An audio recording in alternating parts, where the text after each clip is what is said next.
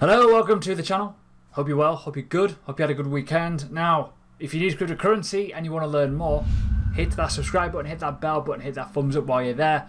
We're going to talk about 7 things you need to know about XRP Ripple, just so you know how it all works, what's the elements around it, and why it is so important that you take it kind of seriously in the world of the future of cryptocurrency, decentralization, payment processing, the use of banks, creating a value over the internet. So without further ado, I'm going to get right into this, make it nice, short and snappy, so I'll see you in a second.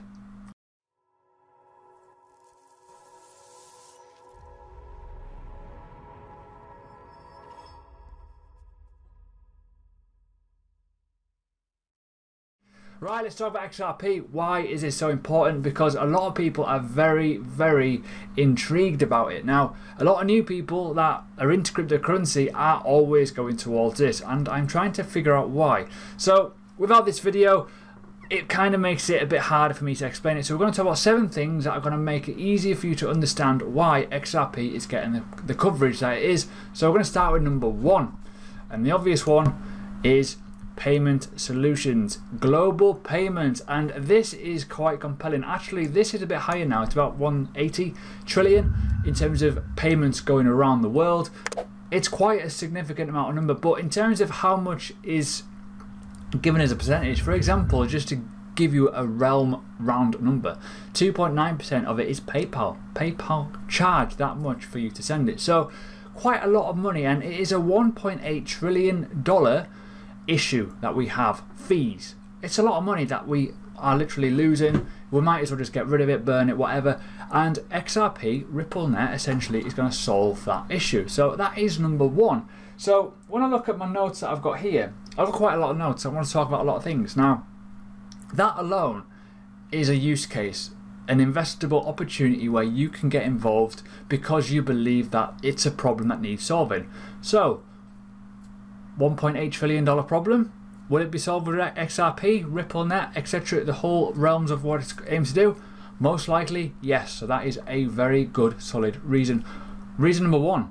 Now, reason number 2, internet of value. Now, this is an interesting concept. Simply put, internet of value is transfers of value that is existing around current value. Basically, what we just talked about, giving a value to what we use. The use of the internet. We send processes of payments through internet. Centralized or decentralized, it works. We've got Visa, centralized systems, MasterCard, etc. But we've also got decentralized. Bitcoin, the Ethereum network, the ledger on XRP, soon to be, and I'm going to get into that in a minute, so stick around. I'm going to explain why decentralization is coming to XRP. That is the last step, so stick around because I want to explain something about that. Now, when you look at this, high speed, low cost, all that good stuff, and I'm going to mention that again in a bit, but ultimately the whole true element is all about this, the inter-ledger protocol. So the next step is lifting XRP from its current state into a one that facilitates a true internet of value. This is where we're going with it.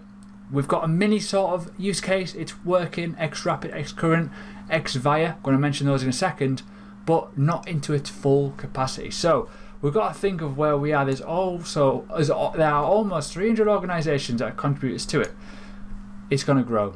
This is going to grow into behemoth of a company, a currency, a use case, and an identity in what people use, banks use, and financial institutions will use. So that is number 2.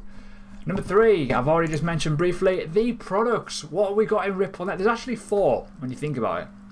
XCurrent, distributed ledger known as Interledger XCurrent, is Ripple's enterprise software that is for all sorts of financial institutions. For example, banks, to communicate to each other, to send real-term payments and monitor those payments, sending them to and from each other in a jiffy click.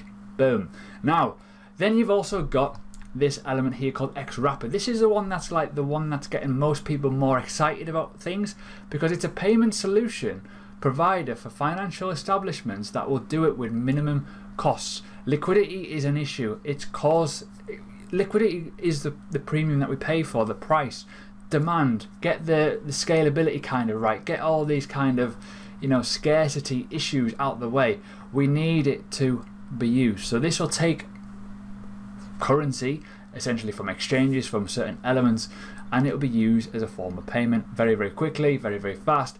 And it provides banks and payment providers an efficient and reliable liquidity solution to facilitate global payments like that. Click, click, win, win, chicken dinner. Now, this is the main element that people get confused over. Why does it matter? It matters because you've got 3 different elements and the 3 different distributed ledgers essentially that will be working with each one, so they all communicate with each other and it doesn't cause any backlog, delays. Hence why we've got a nice big transaction overload essentially, which is much bigger in terms of scalability compared to Ethereum, Bitcoin, even Litecoin, also other cryptocurrencies out there that do payment solutions. It's a winner. Now you got XFiat. This is for banks, firms and payment providers that want to send global payments through a standard interface. XFiat does not use XRP as a default currency. However, it is an easy solution for people to use it, and it also works in the same way. This is all held together by something that is quite interesting, the XRP ledger. I want to get onto this in a bit more detail towards the end about how the ledger kind of works and why decentralization is important. But one thing to remember, step number 3, there's 3 genuine real products there that have a genuine use case, which will obviously facilitate step number 1, global payments. It works. So number 4, the benefits. Now, I've already said it, you're going to see this again.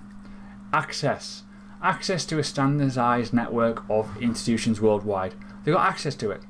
Banks, financial institutions, businesses, people can access this in a jiffy. We've got 3 products there. They can all be used with each other. Doesn't matter. If you're a bank and you want to send a lot of money to another bank across the world, cool, use it. Simple as that. We all know this, the common fact here, the common denominator. You can go on an aircraft with a suitcase. It's got a load of money in that suitcase. You can be able to cash that in. If you're going to say Hong Kong to, I don't know, Australia, for example, or Hong Kong to New York, etc., it will be quicker for you to go there yourself, as in me. I could do it now. If you pay me to do it, I will do it. It'll be quicker than me sending money via, you know, an Astro account, for example. You know, simple. Takes up to 5 business days. 5. It also costs a heavy fee. Why does anyone want to do that these days in 2019? They don't. It's obvious. They do not want to do it. So, these are the benefits. Access. You can do it. Speed. Transactions in seconds, not days. Boom. Easy. Certainty. Get end-to-end viable visibility into fees, status and customer info. You can check it all the way. Each step. Like getting a blooming delivery through Royal Mail in the UK. Simple. And the cost. Low capital requirement for cross-border payments. That is an absolute key fundamental in this. So that is step number 4. Obviously a really, really good one. Now, step number 5. Customers. Wow. There's over 200 clients, banks, businesses, financial institutions. Here's just some of them listed here. There's some big ones here. Standard Chartered, Santander, MoneyGram, for example. There's all kinds here. There's absolutely loads here. I'm going to talk about another one here. Their other side branch is SBI, which is going to create a massive industry across the whole of, you know, Asia, essentially using the Ripple network, which is going to be absolutely fantastic. And this just gives you some elements of what to do. This is a translated page, by the way, just to let you know. And there's some decent elements on here with like videos. Unfortunately, I won't be able to understand any of that because I don't speak that language. But ultimately, this gives you elements of how it all works. You need to understand why this is a big deal. Asia is a huge financial giant, and they have chosen, well, their biggest company in that element has chosen Ripple as a solution. That is a big deal. It does not handle the XRP currency at the moment. However, they are soon going to be adapting to that when they start using the likes of the cloud. This will be a very interesting system that will also incorporate Xcurrent, which over time will be using that currency the same as XRapid. So long term, if you see a big bank using XRP token, gonna be interesting, isn't it? So number 5, big massive partnerships, customers, clients that are all gearing up and starting to get involved in the Ripple net, which will later come onto lines of real use case of the actual token, using the token from exchanges to give liquidity, X-current, using the likes of XRP and Flier to do payment solutions. Simple, really.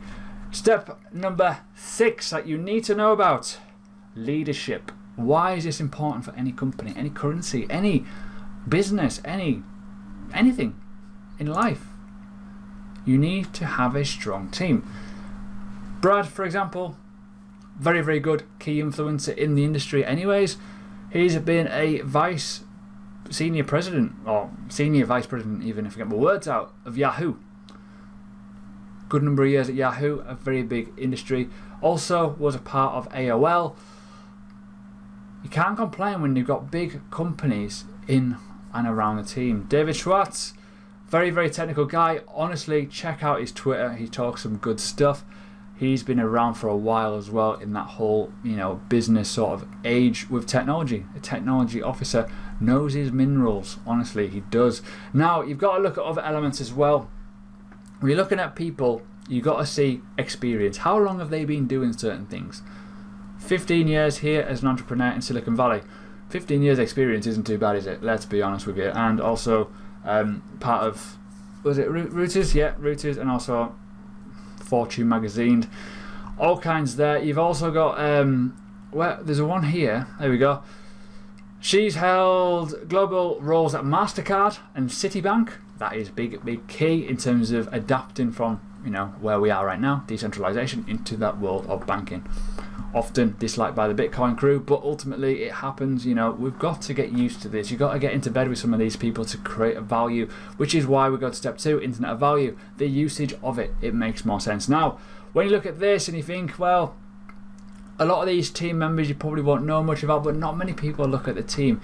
These have big influences, big connections, big people. Now, we've already seen there MasterCard, for example, but you've also got elements of Facebook. You've also got started careers in IBM.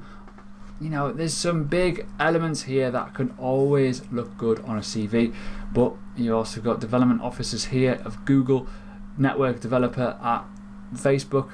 Come on now. These are very big leaders. These are very big industry giants who have got very big experience that they can draw upon from different companies that are big hitters in the world of finance, also in the world of the internet in terms of social media. For example, Facebook, Google, etc. It's always helpful. Now, lastly, I spoke about this. Get to the end. We'll talk about decentralization. This is the one big flaw about cryptocurrency. Is it centralized or is it decentralized? Ripple have been expressing this for a while. They are taking steps to go from centralization, which is kind of elements of where they have been in the past, to decentralization. Now, this is kind of interesting. Diversify validators on XRP ledger. In order to maintain future network reliability and mitigation of risk of the single point of failure, XRP ledger needs to be able to securely run without depending on one entity. So what the element of this is to do is to have 25 validator nodes in an element, so not one thing can take full control. This is the steps that they are going to be taking each and every day to make it more decentralized, not centralized even. So essentially what could happen is you could have it like where one element of their product can overtake everything else and require dominance. This will be one element of decentralization to allow that to stop, to make it a better and a faster, more scalable opportunity for anyone to kind of look at the network and go, oh well, okay, that works. It's safe, it's secure, it validates and verifies. It does what it says on the tin without anyone wanting to control it or any entity wanting to control it. It makes a big thing. You've also got this, validates a unique node list, UNLs. This is a bit more complicated, but this is like for trusted elements where it can be trusting certain things and modify certain elements on its own. It doesn't have to have anything controlling, it can just do its own thing, which is kind of like the Bitcoin network in a way where it just, the difficulty adjustment, it moves, it changes as and when the price changes, and this is the same sort of thing. So 51% tax, this is the sort of thing that won't happen. Elements of the XRP ledger back in the day, you got to think, well, will it double spend? Will it have any sort of a tax on it? Well, ultimately, it's less likely. If they've got these involved, it will not happen. And obviously, the bigger XRP will become, the more issues it will draw attention to itself, as in it will get potentially people trying to attack it. So you got all this. So this is the element that we're also looking to do. Looking to save 3.1 trillion by 2030. This is a long-term kind of project. This is going to be taking a lot of time to get involved with, but remember, we've been around since 2012, Ripple itself, so there's a lot of things to draw upon. So there's 7 things that you need to know about XRP. Okay, a lot there. I've already mentioned quite a lot there. That is just 7 basics. What is it going to be doing? It's got a lot of use case. It's got a lot of things to improve on. It's got a lot of partnerships already, 200 plus. It's got a very good team, but ultimately it's a long-term goal to save a lot of liquidity issues, a lot of money problems with fees, and ultimately give us the most obvious real use case, cross-border payments around the solution. So there you go. Hope you enjoy that. Don't forget to subscribe to my channel, and I'll see you tomorrow.